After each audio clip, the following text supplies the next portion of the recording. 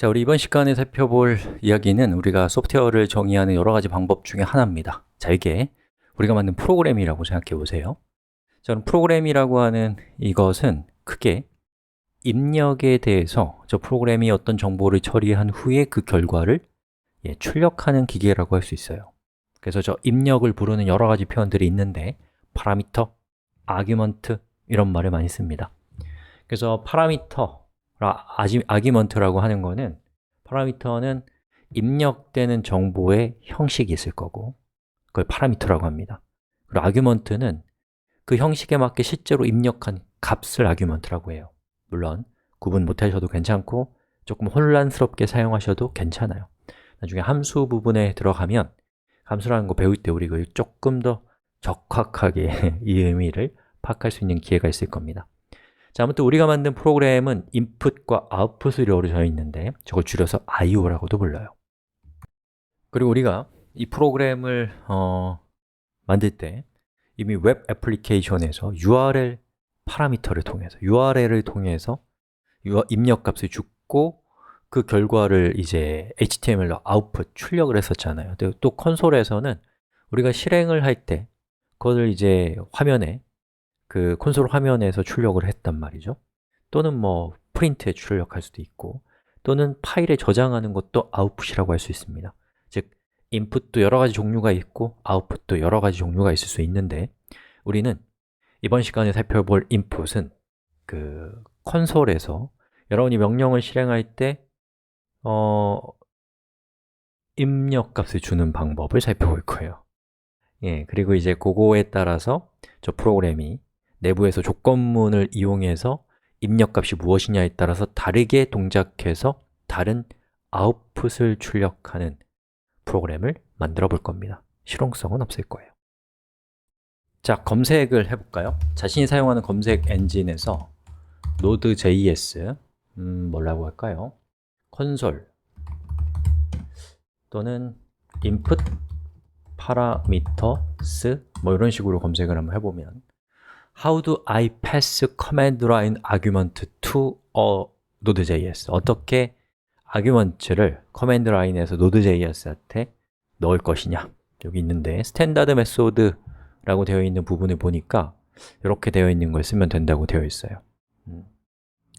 그리고 여기 보니까 또 이런 것도 있고요.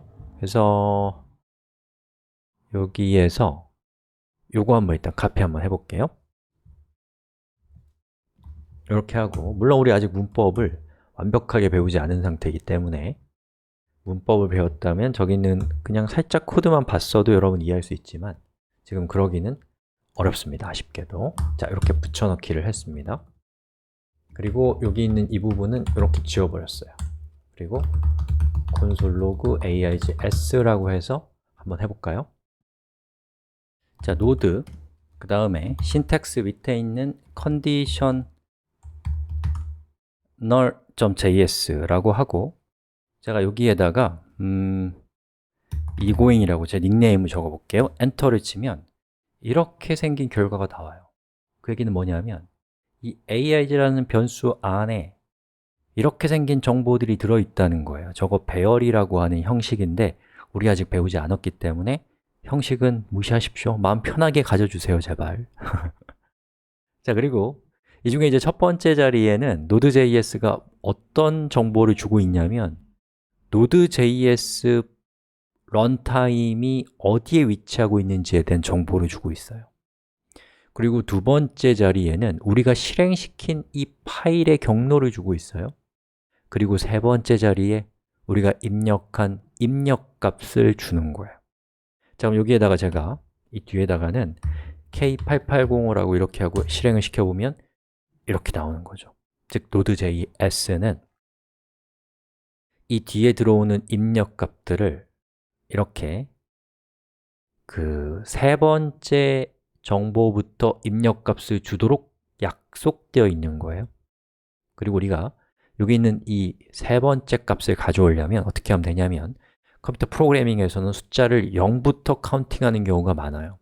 그래서 얘는 0번째 자리, 얘는 1번째 자리, 얘는 2번째 자리가 되는 거예요. 그래서 여기에다가 대괄호 2라고 하고 얘를 한번 실행시켜 볼게요. egoing이 되는 걸 볼 수가 있어요.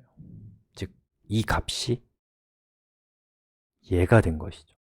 자, 그럼 우리는 이 점에 착안해서 이제 뭘 할 거냐? 이걸 1로 했을 때 if문에 여기가 true가 되면서 C1이 실행되고 1이 아닌 다른 값이 왔을 때 이 부분은 true가 아닌 false가 되면서 C2가 실행되도록 하는 애플리케이션을 만들고 싶은 거예요.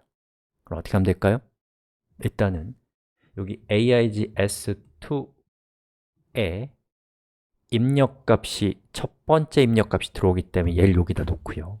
그리고 여기다 제가 1이라고 하면 저거는 숫자가 아니라 문자예요.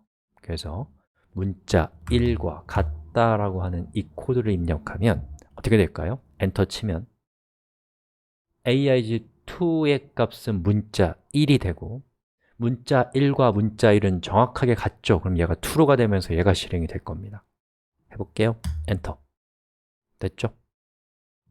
얘를 2로 하면 여기 있는 얘가 2가 될 것이고 2와 1은 다르니까 false가 될 겁니다. 그 결과 얘가 실행되는 것이죠.